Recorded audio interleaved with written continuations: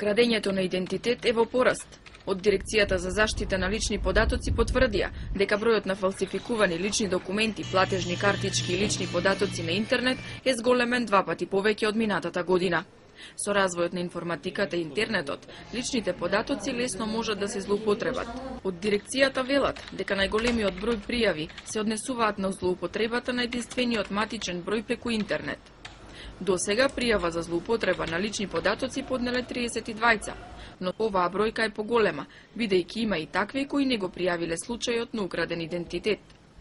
Секој граѓанин треба да знае дека личните податоци може да им ги дадат на оние институции кои имаат законско право да ги собираат и чуваат истите и да внимаваат што откриваат. Од дирекцијата подсетуваат дека секој што смета дека му се злоупотребени личните податоци треба да се обрати до нив и доколку се утврди повреда на правото за заштита на личните податоци ќе се поведе постапка против сторителот.